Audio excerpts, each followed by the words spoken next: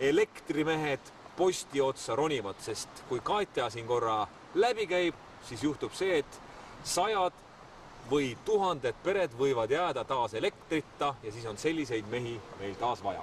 Täna nimelt Eesti Energia tegi siis elektrikute sellised kutsemeistri võistlused ja need 2 meest, kes siin minu kõrval seisavad, on kõige nobedamad posti otsa ronijad üldse, kes meil siin Eestis võtta on. Nendest paremaid enam ei ole. Me näitame, kuidas nad siis töötavad. Meil on lõbus siin muidugi rääkida, et ahaa, kui lahe, saate posti otsa ronida ja torm Katja tuleb, ma saan aru, et teie jaoks on täna jälle üks masendav päev.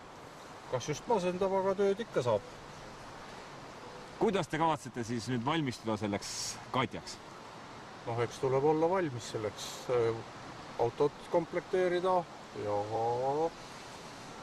vaim valmis seada kõigepealt. No ma kujutsin ette, et ma tulen siia teiega juttu puhuma, et te olete pisut nooremad mehed, ma ei taha teid küll solvata, aga no üle 20 olete te kindlasti kui mõlemad. Ja, seda küll. No, mul on juba 50 ja natuke peale aastaid.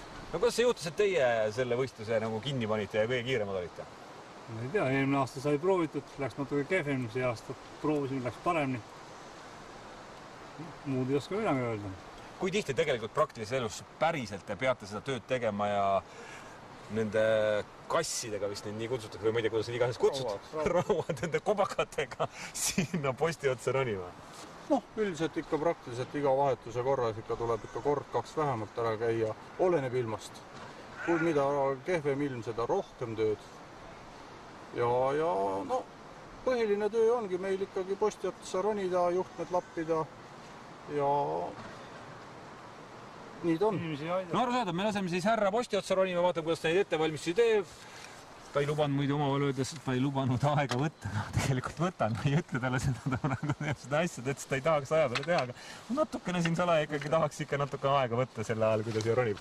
Et niimoodi see protsess käib, et nende asjade juurde minnakse. Issa, see juba läks enneni ruttu, ma mõtlesin, ma saan siin pikalt rääkida, aga näete, härra on juba posti otsas ja issa, ma ei jõua veel. Oota, ärge nüüd minge, ma pole stopperit käiva pannud ja paneme nii vöö tuleb kinni panna, näete siin. Sellepärast ongi meeskond vajalik, et üks ütleb teisele, mis õigel kohas teha on ja paneme start. See tundub nagu esmapilgul õudselt lihtne ja nagu midagi teha ei oleks, lähed nagu mööda tänavalt kõnnid, aga tegelikult ma olen korra elus ise seda proovinud, ausalt öeldes juba umbes 2 meetri peal tuleb kõrguse hirm kätte ja enam ei julge, stopp. Nii, ta julge peal raputada. 15,5 sekundit läks sinna üles tulemiseks. Ja vaatame, palju nüüd alla ronimiseks aega läheb.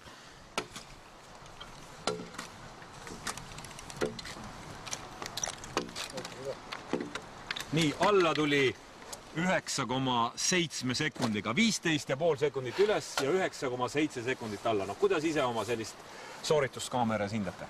Noh, kaameras on muidugi ta hiiglama pikka aega, aga noh, normaalne.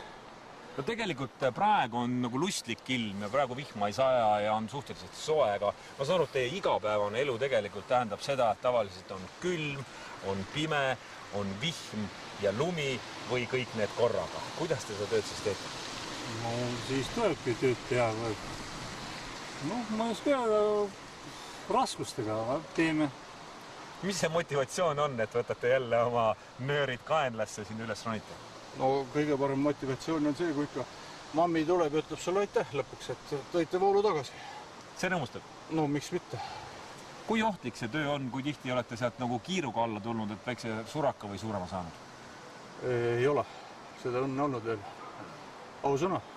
No tavaliselt elektrikutel ei ole see mingi ime, et nad on kõik korra särtsuelus saanud, kus teega olnud?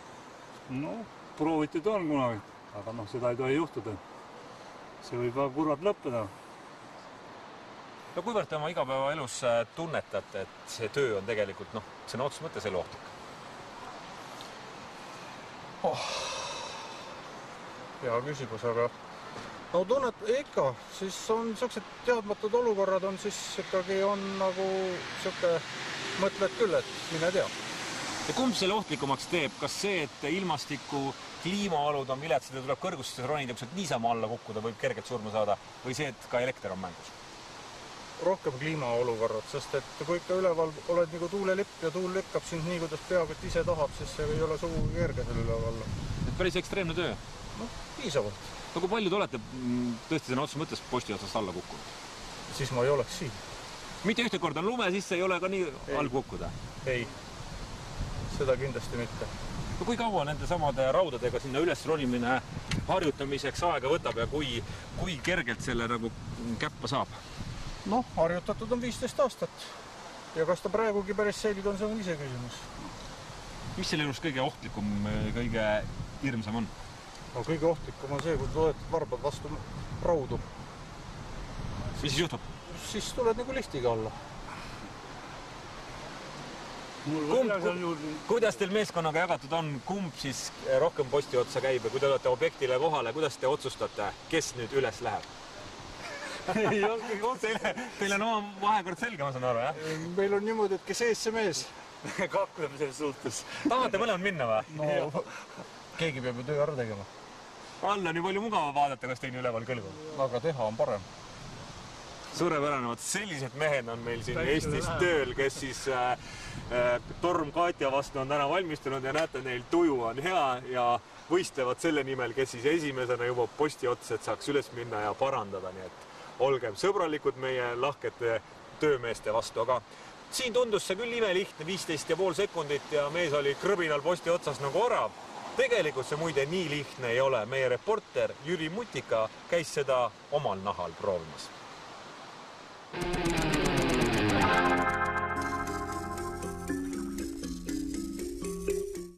Postitantsu harjutavad elektrikud spetsiaalsel õppeväljakul, kus kõrgub tokke igas pikkuses.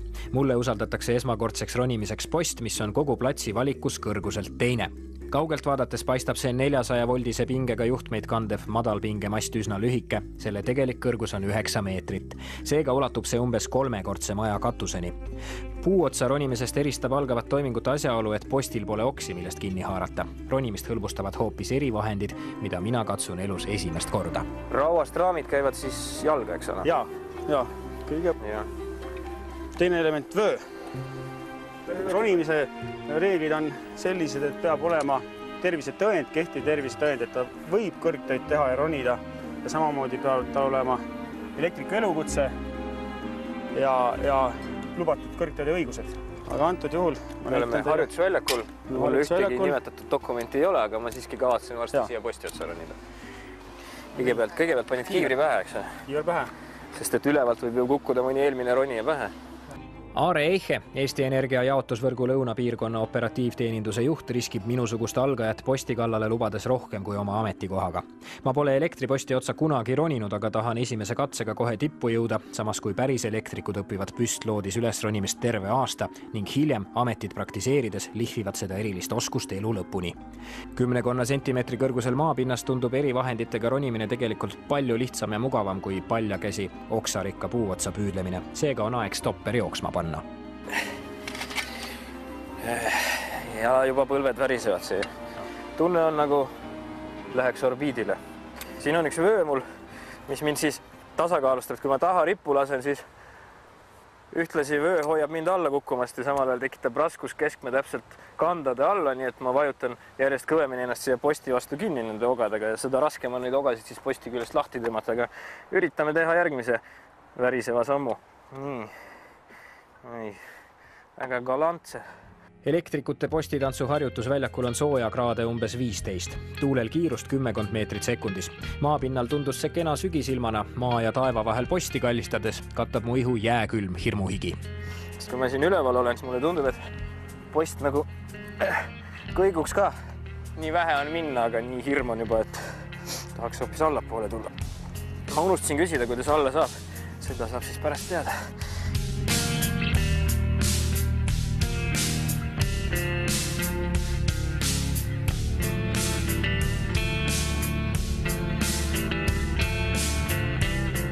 Nii vähe on jäänud. Kui ma alla ei vaata, siis ma jõuan üles. No kanna peale pidi vajutama, jah? Kuulge, see on päris naljak, siin läheb samm sassi. Ütleme nii, et mida rohkem ma ronin, seda vähem ma oskan. Seal all tundus see kõik hulga lihtsam. Igal ühel tõesti ei ole elektriposti otsa asja, isegi neil, kes arvavad, et siin on palju väärtuslikku metalli. See ei ole seda jama väärt.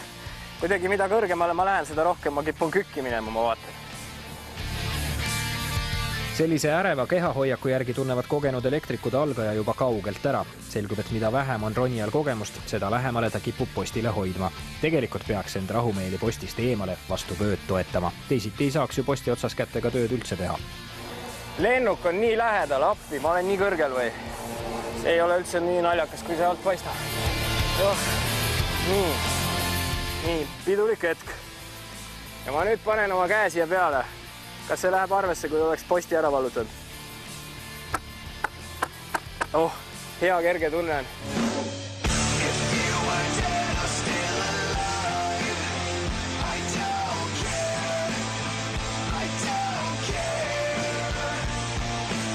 Muide, elektripost, mis maapinnalt paistis inimsilmale 3-kordse maja kõrgune, tundub tipust alla vaadates kõvasti kõrgem.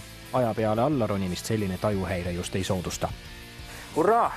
34 minutit kopikatega üles ja alla, täiesti kvalifitseerimata tööjõuna käisin, proovisin, mis tunne on ronida elektripostist ja tunne on kohutav.